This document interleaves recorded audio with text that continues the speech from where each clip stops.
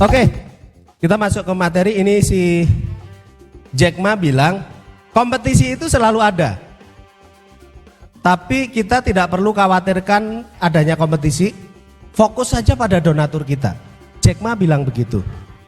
Jack Ma bilang begitu. Selama kita mengenal donatur kita lebih baik dibandingkan kompetitor mengenal donaturnya, maka kita akan memenangkan persaingan. Bu Cindy, di ruangan ini, sini berdiri sini deh. Ya. Kita bermain game ya. Di ruangan ini yang Ibu Cindy paling kenal siapa? Yang paling dikenal? Umi Dewi Sulis. Oke, Umi Dewi Sulis. Oke, tetap di tempat.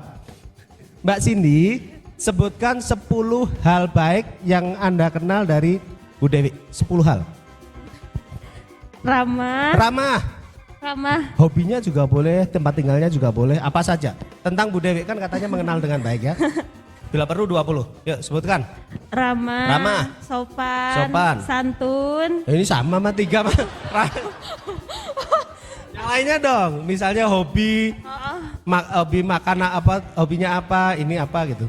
Hobinya olahraga mendaki. Oke, terus 4. 5. Pendengar yang baik. Selalu 6. memberi nasihat baik. Memberi motivasi. Oke. 5 lagi. Oke. Hobi. Intinya baik sih, Pak. Intinya baik. Oke. Sekarang Mbak Fatimah, sebutkan 10 hal tentang saya. Gak bisa ya. Nah, pertanyaannya, kalau Cindy membuat program ulang tahun kepada Ibu Dewi, kira-kira mau dikasih hadiah apa? Kan tadi kenal baik. Dikasih misalnya yang ada hubungan dengan hobinya, yang ada misalnya tadi sering memberikan motivasi, beliin buku motivasi atau apa. Kalau Bu Dewi ulang tahun, sini mau kasih hadiah apa? Atau ada program apa? Kasih kejutan apa? Kado? Apa kadonya? Baju gamis. Hubungannya dengan 10 sifat yang tadi dikenal apa? Muslimah. Oke, jadi Cindy nggak akan kesulitan ketika harus memperlakukan Ibu Dewi ketika Ibu Dewi ada momen. Kenapa? Saya kenal dari A sampai Z. Bayangkan, kalau misalnya saya dengan Fatimah, saya nggak tahu nih Bu Fatimah misalnya alergi terhadap gudeg. Saya lagi PDKT nih. Iya. Jomblo. Saya lagi PDKT, apel ke rumah. Kemudian, Dek, kita makan yuk, di sana ada rumah gudeg rame gitu. Saya nggak tahu kalau dia alergi gudeg. Diajak makan gudeg pasti mual. PDKT-nya bubar nggak? Bubar loh. Tujuannya baik tapi hasilnya nggak baik. Kemudian nih, saya masih PDKT. Dek, sampaikan salam buat Ibu ya. Ibu, besok saya belikan buku resep masakan ya. Lo ibunya lo nggak pernah masak. Itu jadi nggak nyambung. Ketika kita nggak kenal, maka nggak nyambung.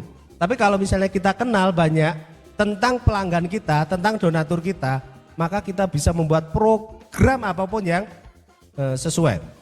Contoh kasus nanti saya akan bahas di. Udah, silakan. Terima kasih. Tepuk tangan buat Cindy dan Mbak Fatimah. Jadi semakin kita mengenal pelanggan, donatur kita, maka semakin banyak program yang nanti kita buat, tapi programnya sesuai. Kalau teman-teman perhatikan kalau zaman digital sekarang ya, digital sekarang itu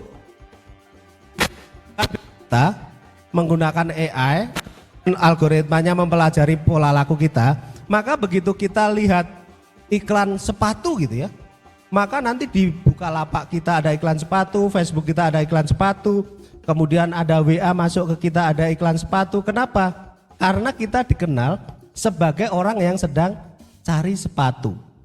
Gitu ya. Itu menggunakan big data. Maka prinsipnya sama. Kita merekam informasi apapun tentang pelanggan, tentang donatur, itu yang akan kita gunakan sebagai dasar untuk kita membuat program yang sesuai. Program yang sesuai itu misalnya nih, ada iklan apa? Pasta gigi itu mau dia anti lubang, kemudian penyegar dan lain isinya kurang lebih sama. Hanya kadang-kadang untuk segmen tertentu ini untuk mencegah gigi berlubang. Untuk segmen tertentu kita ini gigi sensitif. Kurang lebih isinya sama, tapi kita positioningnya apa. Nah itu sesuai dengan siapa yang akan kita sasar. Oke, lanjut. Ya teman-teman, bisnis kita itu selalu berasal dari tiga ini. Donatur baru, ini new customer. Donatur yang kita retensi dan donatur yang kita kembangkan. Tadinya hanya 1 juta jadi 1,5 juta. Tadinya hanya 1 layanan jadi 2 layanan. Oke. Di modul ada ya, tapi kayaknya kosong nih, ada tulisannya nggak? Ya, oke. Jadi teman-teman, bisnis kita, apapun bisnisnya, selalu berasal dari 3 ini. 1, yuk kita bacanya. Donatur baru, 1. Yuk kita donatur baru, donatur retensi, donatur yang kita kembangkan. Oke, bisnis kita selalu berasal dari 3 ini.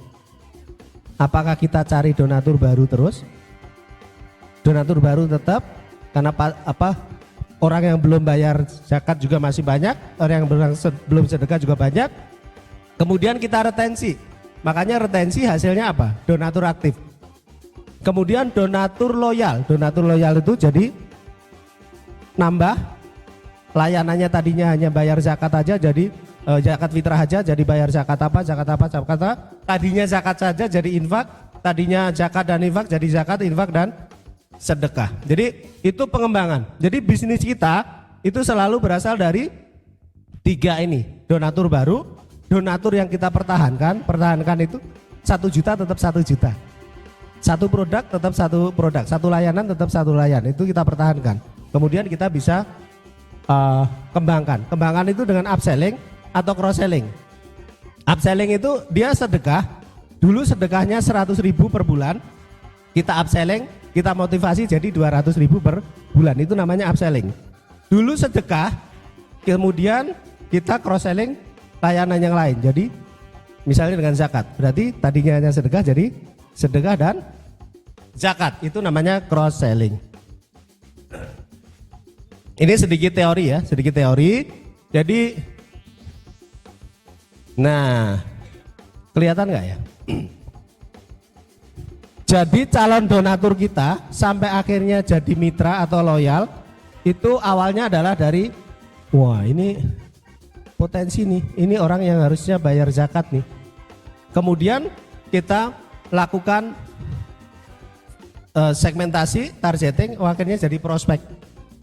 Oh di wilayah ini usia segini sampai segini itu jadi prospek. Kemudian prospek kita edukasi, kita datang, kita edukasi, kemudian kita WA dan lain-lain. Akhirnya bayar pertama kali itu disebut initial customer, jadi donatur baru. Nah kemudian donatur baru kita lakukan kegiatan retensi, akhirnya donasi lagi, donasi lagi, donasi lagi, donasi lagi. Kemudian kita lakukan kegiatan retensi, akhirnya dia jadi loyal. Jadi tadinya hanya zakat, zakat plus. Tadinya hanya 1 juta jadi 1 juta plus. Gitu ya. Kemudian lama-lama udah kalau zakat itu di rumah yatim aja. Itu udah jadi advokat. Udah bela-belain kita. Sama aja, beda. Nah itu bayangkan kalau misalnya kita punya donatur yang sudah seperti itu. Maka untuk mencapai tahapan seperti itu kira-kira apa yang harus kita lakukan? Mereka solusinya terjawab. Kemudian hubungan kita bangun dengan baik. Orang kalau nggak happy, mau nggak merekomendasikan ke orang lain? Ya, orang kalau nggak puas, misalnya saya cari produk untuk menurunkan kolesterol. Bertahun-tahun kolesterol saya di atas 250 misalnya. Saya cari, akhirnya saya dapat 1 produk. Misalnya, akhirnya selama 15 tahun kolesterol saya nggak pernah di bawah 200, akhirnya di bawah 200. Karena produk itu. Maka solusi saya terjawab oleh si produk itu. Ditambah lagi yang jualan, Pak Joko selamat ya, tetap dikonsumsi ya untuk mencegah, untuk mempertahankan kolesterol Bapak tetap baik. Gitu, jangan lupa minum air putih dan olahraga. Seminggu lagi saya dihubungi, hubungannya jadi baik. Udah solusinya masalah saya terpecahkan, hubungannya terbangun dengan baik, kira-kira saya merekomendasikan itu enggak? Ada temennya nih, sama aja itu kan karena dia jualan. Beda, aku udah 15 tahun, akhirnya solusi saya itu, udah gitu saya di follow up, diingatkan. Maka syarat untuk akhirnya orang jadi advokat itu bela-belain kita, itu kalau solusinya terpenuhi, kemudian hubungannya baik, bisa ditambah lagi dengan satu, yaitu program. Syaratnya berarti ada 3 ya. Syaratnya ada 3. Dia happy, solusinya terpecahkan, problemnya terpecahkan, hubungannya baik dan bisa ditambah lagi dengan program.